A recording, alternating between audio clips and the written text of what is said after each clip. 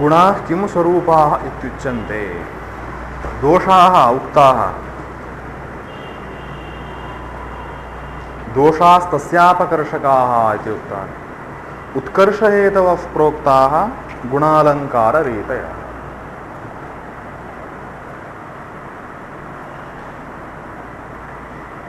उत्कर्षहेतवः गुणालङ्काररीतयः। गुणाश्च अलङ्काराश्च रीतयश्च गुणालङ्काररीतयः। कर्मधारय समासः अस्ति, न द्वन्द्वसमासः अस्ति। काव्यस्य उत्कर्षहेतवः, काव्यस्य उत्कर्षः यः अस्ति तज्जनकाः भवन्ति गुणालङ्काररीतयः। गुणाः शौर्यादिवत्, अलङ्काराः कटककुण्डलादिवत्, रीतयः अवयवसंस्थानविशेषवत्। देहद्वारेण शब्दार्थद्वारेण इव, देहद्वारेण इव शब्दार्थद्वारेण तस्यैव काव्यस्य आत्मभूतं रसम् उत्कर्षयन्तः काव्यस्य उत्कर्षकाः इत्युच्यन्ते। गुणाः शौर्यादिवत्, माधुर्यादयः गुणाः ये सन्ति ते शौर्यादिवत्, शौर्यं, दक्षत्वं, बुद्धिमत्वं इत्यादयः ये धर्माः सन्ति ते आत्मधर्माः खलु, जीवस्य धर्माः सन्ति, देहस्य न। दक्षत्वं देहस्य धर्मः न, धैर्यं देहस्य न भवति, जीवधर्मः भवति। तद्वदत्र गुणाः काव्यपुरुषस्य आत्मभूत गुणाः शौर्यादिवत्।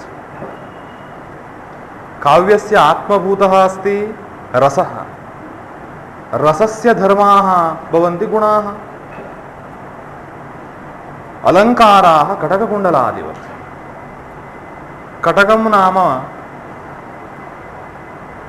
बाहौ अत्र धारणीयं किञ्चित् आभरणं, कुण्डलं नाम कर्णाभरणं।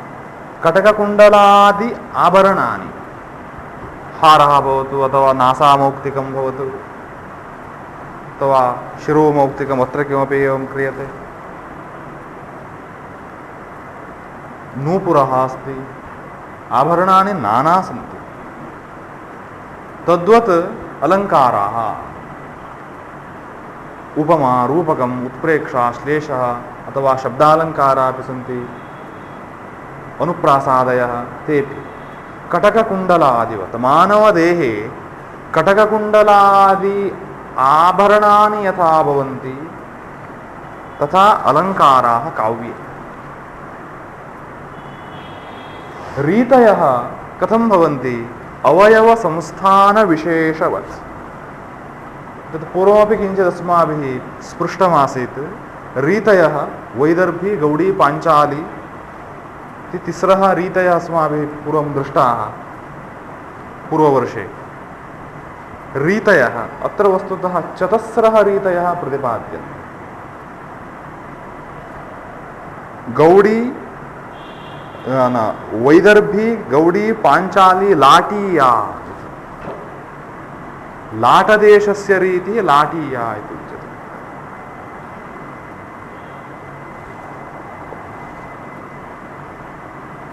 चतस्रः रीतयः स्वीकृताः। ताः रीतयः अवयवसंस्थानविशेषवत्।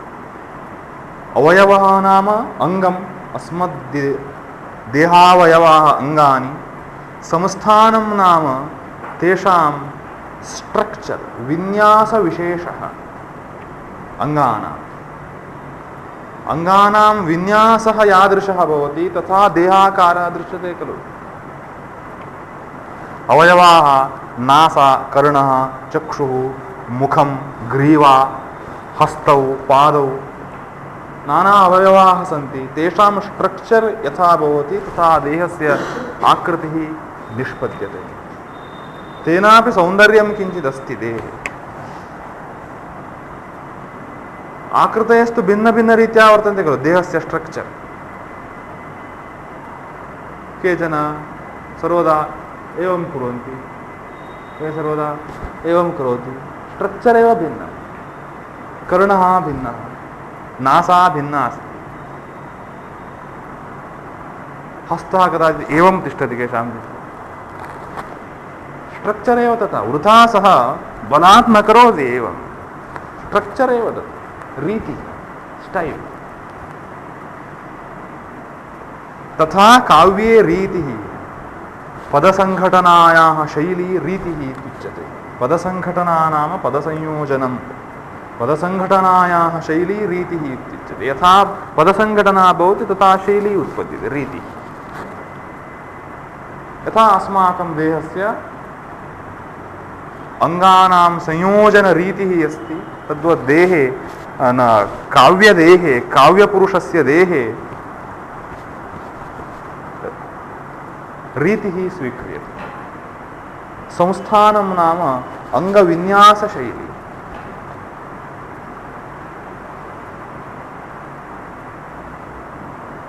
अवयवसंस्थान विशेषवत्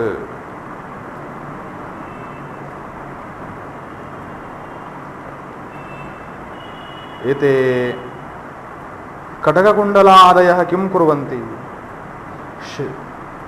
कटककुण्डलादयः देहद्वारा आत्मानं भूषयन्ति। कटककुण्डलादयः अलङ्काराः, स्वर्णाभरणानि देहे तिष्ठन्ति खलु, तेषां स्थानं देहः। देहे स्थित्वा देहस्य शोभां वर्धयित्वा पर्यन्ते तस्य जनस्य शोभां वर्धयन्ति। अयं जनः रमणीयः इति अन्ते पर्यवसानम्। आभरणधर्ता प्रथमं देहः, देहद्वारा पर्यन्ते आत्मा भूष्यते। एषः सुन्दरः इत्युच्यते, एतच्छब्दवाच्यः आत्मा भवति। देहद्वारा आत्मानं भूषयन्ति आभरणानि। तथा एव काव्यपुरुषस्य देहः शब्दार्थौ, शब्दार्थयोर्मध्ये एव अलङ्काराः रीतयश्च सन्ति। अलङ्कारादयः किं कुर्वन्ति? शब्दार्थद्वारा रसम् उत्कर्षयन्ति, रसस्य उत्कर्षं जनयन्ति शब्दार्थद्वारा। शब्दे अर्थे च रीतय अलङ्काराश्च सन्ति वस्तुतः, ते तद्द्वारा रसम् उत्कर्षयन्ति। गुणानामपि सा एव दशा। रसे अस्ति चेदपि शब्दार्थाभ्यामेव गुणाः अभिव्यज्यन्ते। गुणाः यदा सम्यक् अभिव्यज्यन्ते तदा शृङ्गारादयः अपि सम्यक् अनुभूयन्ते इति अस्माकम् अनुभवः भवति। ते शब्दार्थद्वारा एव, शब्दार्थौ कौ देहस्य न काव्यपुरुषस्य देहः इति निश्चितौ। कटककुण्डलादि आभरणानि यथा देहद्वारा देहस्य अन्तः स्थितम् आत्मानं शोभयन्ति, उत्कर्षयन्ति, अयं जनः सम्प्रति रमणीयः दृश्यते इति व्यवहारः भवति। आत्मनि आभरणं न गृहीतं, न स्थितं, देहे आभरणं स्थितं। देहे तिष्ठता आभरणेन देहात् पृथक्भूतस्य आत्मनः शोभा निश्चीयते। तथा एव अत्रापि देहस्थानीयौ शब्दार्थौ, शब्दार्थयोः अन्तः एव अलङ्काराः रीतयश्च। शब्दार्थे योर्मध्ये एव स्थित्वा अलङ्कारादयः शब्दार्थाभ्यां पृथक्भूतम् आत्मस्थानीयं रसम् उत्कर्षयन्ति। एवं तात्पर्यमुक्तः। रसम् उत्कर्षयन्ति नाम तत् शब्दार्थद्वारा उत्कर्षयन्ति, साक्षात् न, शब्दार्थद्वारा।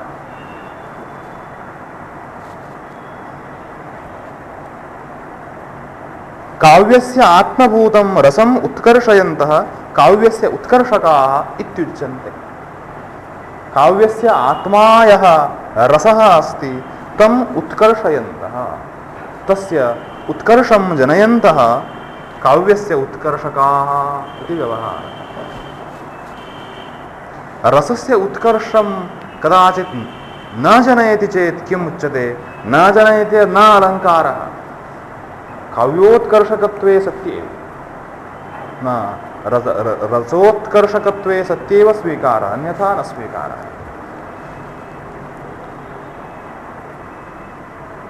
अन्यथा किं भवति? अयं वृक्ष एव अस्ति, अलङ्कारः इति वक्तुं शक्यते, उपमालङ्कारः इति। अयं न अलङ्कारः, रसः नास्ति, शोभा अपि न अनुभूयते खलु। सादृश्यं वर्ण्यते चेदपि शोभा न अनुभूयते।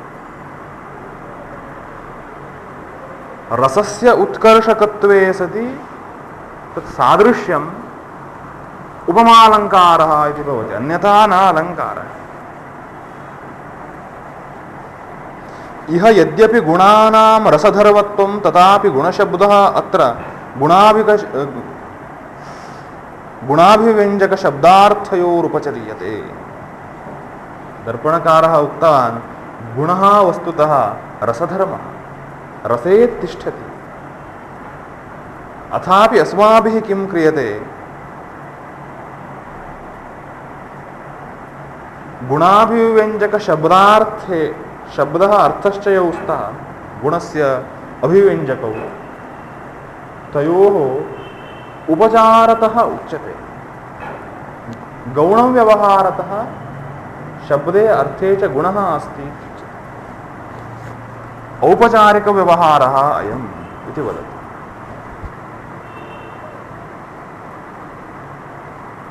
इह यद्यपि वस्तुतः इत्यर्थः, वस्तुस्थितौ यद्यपि गुणानां रसधर्मत्वं, रसधर्मत्वमेव गुणानां स्वीकृतमस्ति, शब्दार्थयोः धर्मत्वं न स्वीकृतमस्ति, तथापि अत्र अस्मिन् प्रसंगे वाक्ये गुणशब्दः गुणाभिव्यञ्जकशब्दार्थयोरुपचर्यते। उपचर्यते नाम उपचारतः उच्यते, गौणतया व्यवह्रियते। तत्र नास्ति सः, तदा अस्ति इति च। अतश्च गुणाभिव्यञ्जकाः शब्दाः रसस्य उत्कर्षकाः इत्युक्तं भवति इति प्रागेव उक्तम्। गुणाभिव्यञ्जकाः शब्दाः रसस्य उत्कर्षकाः इति पूर्वमेव अस्माभिः उक्तम्। सत्यं गुणाभिव्यञ्जकः शब्दार्थाः सन्ति चेत् काव्ये उत्कर्षः भवति। रसः अपि सम्यक् अनुभूयते कदा रसस्थः गुणः यदा सम्यक् दीप्यते, द्योत्यते, तदा शृङ्गारादिः रसः अस्माभिः सम्यक् अनुभूयते। यत्किञ्चित् फलमस्ति चेदपि फले यत् माधुर्यम् इति भवति तद् यदा सम्यक् प्रकट्यते तदा फलमिदं सम्यक् अस्ति इत्युच्यते। तद्वत् रसस्थः धर्मः यः अस्ति तत्तद्धर्माभिव्यञ्जनानुकूलशब्दार्थाः सन्ति चेत् रसः सम्यक् वेच्यते। तस्मात् गुणः अपि शब्दार्थानां साहाय्यं स्वीकृत्य एव रसम् उत्कर्षयति। शब्दार्थयोः हेल्प् स्वीकृत्य गुणाः रसम् उत्कर्षयन्ति। अयं भावः अस्ति। गुणाभिव्यञ्जकाः शब्दाः रसस्य उत्कर्षकाः इत्युक्तं भवति इति प्रागेव उक्तम्। येषामपि विशेषोदाहरणानि वक्ष्यामः। तत्र केचन उक्तवन्तः कथं तादृशाः शब्दाः गुणम् उत्कर्षयन्तः रसम् उत्कर्षयन्ति, कथं तादृशा अलङ्काराः शब्दार्थद्वारा काव्यात्मानम् उत्कर्षयन्ति, कथमेतत् न ज्ञातम्, एग्जाम्पल् दीयताम् इति उक्तवन्तः। तद्वयम् अष्टमपरिच्छेदे नवमपरिच्छेदे च वक्ष्यामः। सोदाहरणम्। इदानीं टैम् नास्ति। यद् वक्तव्यं तद्वक्तव्यं खलु, प्रसङ्गे यद्वक्तव्यं तद्वक्तव्यं। तत् प्रसङ्गः भिन्नः अस्ति, अष्टमपरिच्छेदः नवमपरिच्छेदश्च। दशमपरिच्छेदः अपि गुणनिरूपणम् अष्टमपरिच्छेदे रीतिनिरूपणं नवमपरिच्छेदे अलङ्कारनिरूपणं दशमपरिच्छेदे ते कथं काव्यात्मानं शब्दार्थद्वारा उत्कर्षयन्ति इति सोदाहरणं प्रतिपादयिष्यते इति वक्ष्यामः। विशेषोदाहरणानि वक्ष्यामः। एवं एषः प्रथमपरिच्छेदं समापयति। इति श्रीमन्नारायणचरणारविन्दमधुव्रत साहित्यार्णवकर्णधार ध्वनिप्रस्थानपरमाचार्य कविसूक्तिरत्नाकर अष्टादश भाषा वारविलासिनी भुजंग सांधिविग्रहिक महापात्र श्री विश्वनाथ कविराज कृतौ साहित्य दर्पणे काव्यस्वरूप निरूपणो नाम प्रथमः परिच्छेदः। स्वयमेव लिखितवान्, स्वयं न लिखितवान्, स्वीयम् उत्कर्षं स्वयं लिखितवान् इति भवान् शङ्कां मा करोतु। तस्य छात्राः तथा कृतवन्तः। दर्पणकारः किं कृतवान्? प्रबन्धं विरचितवान्। नेट् एग्जाम् इत्यादि कुर्वन्ति खलु छात्राः, तदर्थं किञ्चित् साहाय्यं भवतु इति एकं नोट्स् लिखितवान्। तदेव तस्य छात्राः पुस्तकरूपेण मुद्रितवन्तः, प्रकाशनं कृतवन्तः। तदा छात्राः वात्सल्येन अथवा गौरवादेवं लिखितवन्तः। श्रीमन्नारायणचरणारविन्द मधुव्रतः अयं विश्वनाथः। नारायणस्य पादकमलं यदस्ति तत् पादकमलस्य भ्रमरः।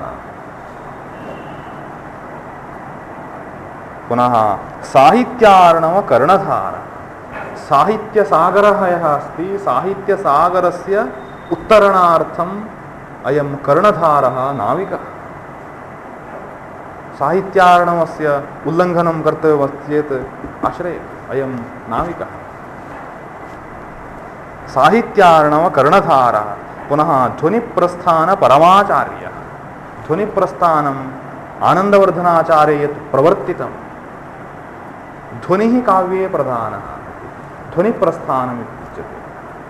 ध्वनिः एव काव्ये प्रधानः। सध्वनिः त्रिधा अस्ति: वस्तुध्वनिः, अलङ्कारध्वनिः, रसध्वनिः। तत्रापि वस्तुध्वनिः अलङ्कारध्वनिश्च रसध्वनौ एव पर्यवस्येते। तस्मात् कारणात् काव्यस्य वस्तुतः आत्मा रसध्वनिः इति ध्वन्यालोककारस्य सिद्धान्तः। अन्ये अंशाः तस्य पोषकाः भवन्ति। इदं ध्वनिप्रस्थानमिति संक्षेपतः वक्तुं शक्यं। तद्ध्वनिप्रस्थानमेव अद्यापि प्रवर्तते सिद्धान्तरूपेण।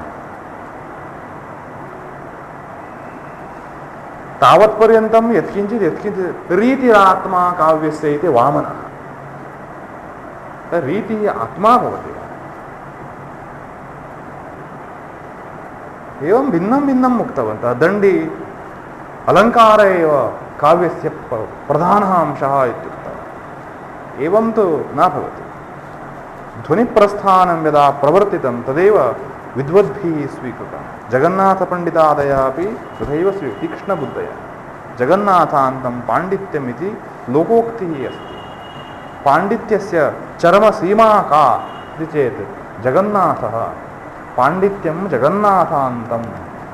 जगन्नाथः अन्तः यस्य तत् जगन्नाथान्तं।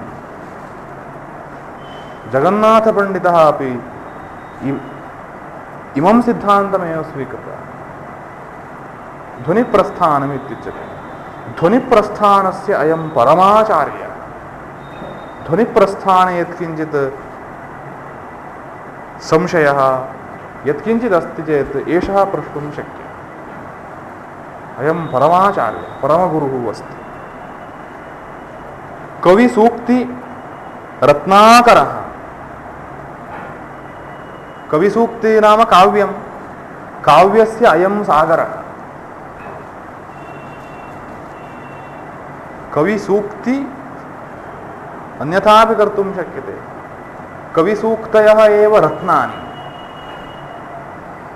काव्यमय उक्तयः एव रत्नानि। तेषां रत्नानामयम् आकरः खनी भवति। तथापि शक्यते। रत्नाकरशब्दस्य सागरः इत्यप्यर्थः। पुनः 18 भाषा वारविलासिनी भुजङ्गः। 18 भाषाः एव वारविलासिन्यः। वारविलासिन्यः नाम वारस्त्री नाम वेश्यास्त्री। वारस्त्री गणिका वेश्या अमरकोशे वेश्यास्त्रियः। 18 भाषाः वेश्यास्त्रियः इव। तासामयं भुजङ्गः। भुजङ्गः नाम वेश्यास्त्रीणां ब्रोकर् भवति। कश्चन कामुकः कथयति मम कापि अद्य वेश्या आवश्यकी इति। कञ्चन जनं प्रति फोन् करोति, सः काञ्चन प्रेषयति। अर्थात् तस्याधीनाः वेश्यास्त्रियः, सः भुजङ्गः इत्युच्यते।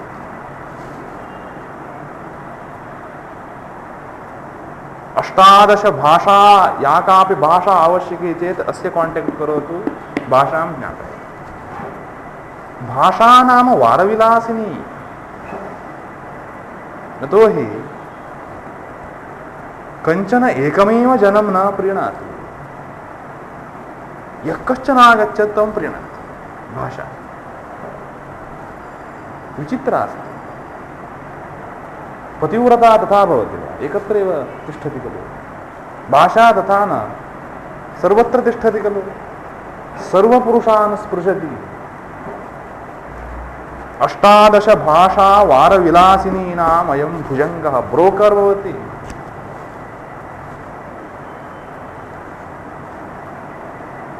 सामान्यं नास्ति तत्। कति भाषाः भवान् जानाति? वङ्गभाषां जानाति, संस्कृतभाषां जानाति, पुनः मैक्सिमम हिंदी इंग्लिश से।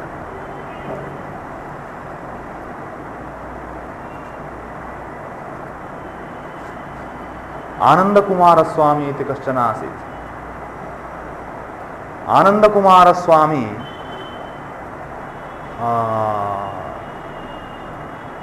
चतुस्त्रिंशत् भाषाः जानाति इति प्रसिद्धि।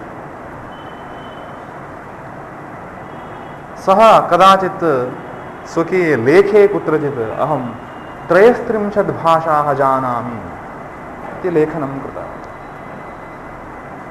तं लेखं तस्य पुत्रः पठितवान्। ततः परं पुत्रः पितरम् अपृच्छत्, भवान् 34 भाषाः जानाति, 34 भाषासु अपि ग्रन्थान् विरचयति, अथापि 33 भाषाः जानामि इति लेखने भवता लिखितम्। अयं लेखः बुद्धिपूर्वकं कृतो वा प्रमादात् कृतो वा इति पृष्टवान्। तस्यैव पुत्रः गृहे पृष्टवान्।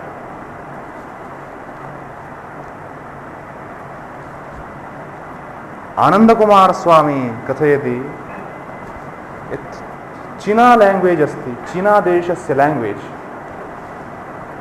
चीना भाषायां मम ग्रन्थस्य रचनावधौ अथवा पठने वा मध्ये मध्ये डिक्शनरी आवश्यकं भवति।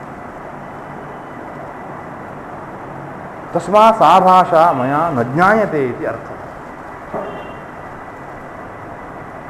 तस्मात् 33 भाषाः जानामि इति लेखनं कृतम्। आनन्दकुमारस्वामी महान् धीरः आसीत्।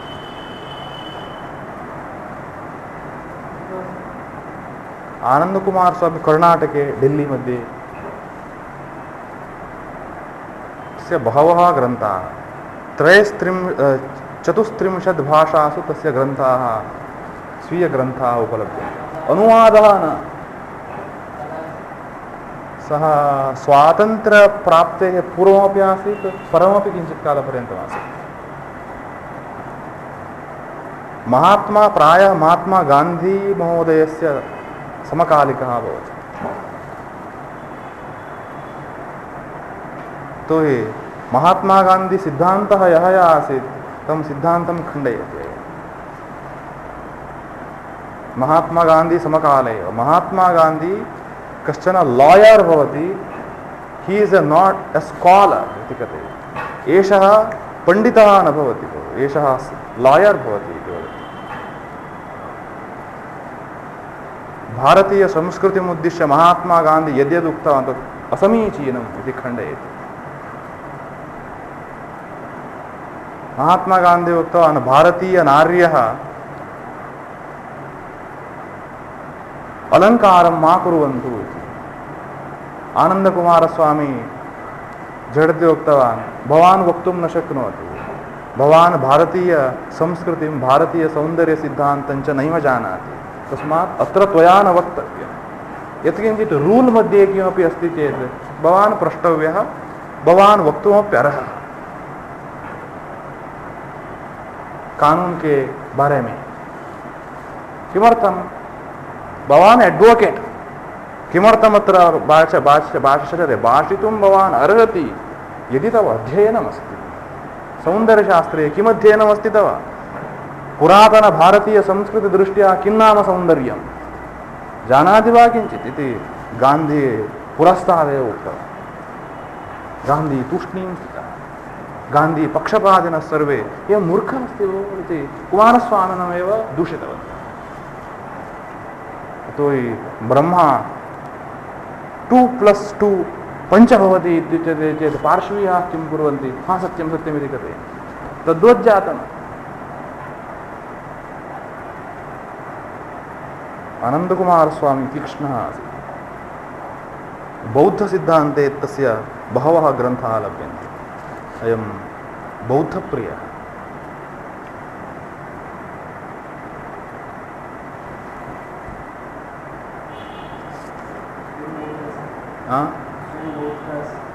सः प्रायः स्वयं बौद्धः स्यात्।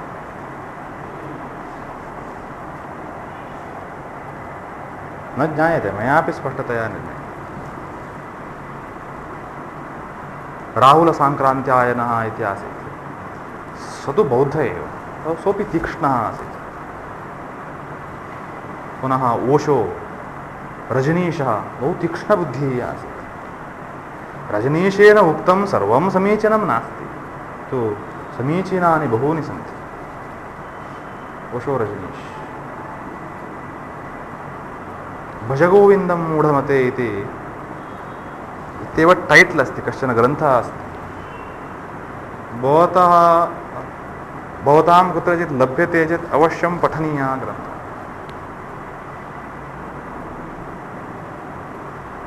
लैफ् मध्ये पठनीयः ग्रन्थः ओशो रजनीश। ओशो इति श्रुतमस्ति वा न श्रुतम्? ओशो रजनीश, अरे ओशो न जानाति।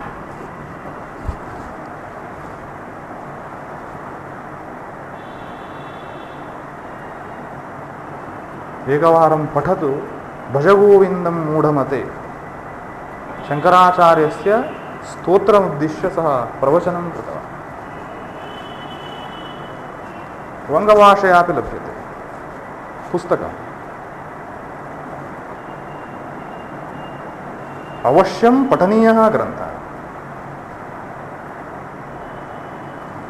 अहं सम्प्रति एव कथयामि, भवान् एकवारं पुस्तकं पठति चेत् तत् पठन्नेव गच्छति, न त्यजति ग्रन्थम्। इदानीमेव कथयामि, भवान् वैयाकरणः अस्तु, आलङ्कारिकः अस्तु, अद्वैती विशिष्टा यः कोऽपि वा भवतु, भवान् तत् पठति चेत् न त्यजति ग्रन्थम्। भवान् सैन्टिस्ट् भवतु, तत् ग्रन्थः एव तथा अस्ति। एवं तीक्ष्णबुद्धयः केचन आसन्। राहुल साङ्क्रान्त्यायनः अपि 19 भाषाः जानाति। सः प्रायः उत्तरभारतीयः कश्चन प्रोफेसर् एस् के रामचन्द्रराव् इति कर्णाटके आसीत् 19 भाषाः जानाति स्म 19 भाषासु ग्रन्थाः अपि सन्ति आर् गणेश महोदयः 18 भाषाः जानाति एवं बहवः सन्ति अद्यापि बहवः स्युः न ज्ञायते दर्पणकारः 18 भाषावार विलासिनी भुजङ्गः सामान्यः 18 भाषासु मास्टरी आसीत् इत्यर्थः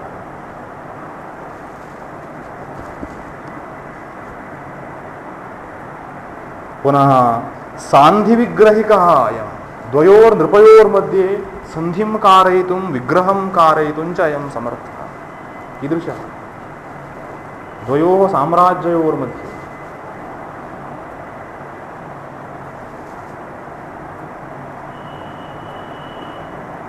पुनः महापात्रः महापात्रः नाम प्रधानः मन्त्री श्री विश्वनाथ कविराजः कविः अपि न कविराजः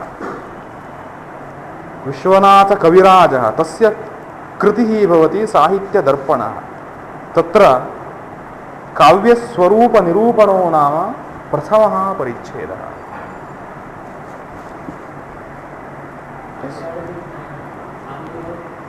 कविराजः भवति खलु न भवति वा किमस्ति अत्र कविराज इत्येव अस्ति खलु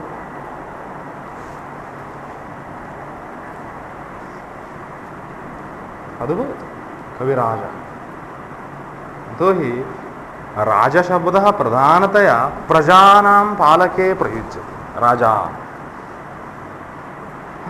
यः अधिपतिः प्रभुः भवति तस्यापि राजा इति सामान्यतो व्यवहारः अस्ति कविराजः कवीनां राजा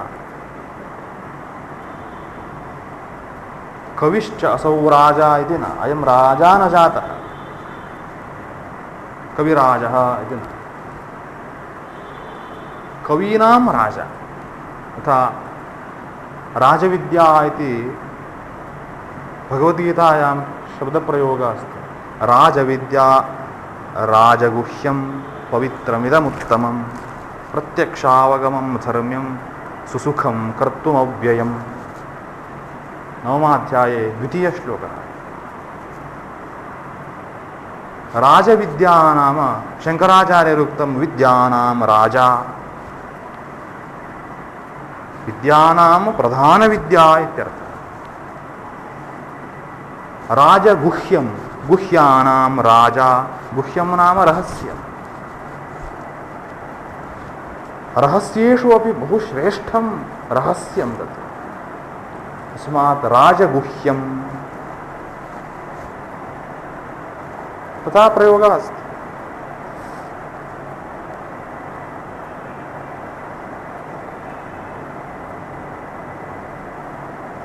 एवं प्रथमपरिच्छेदः समाप्तः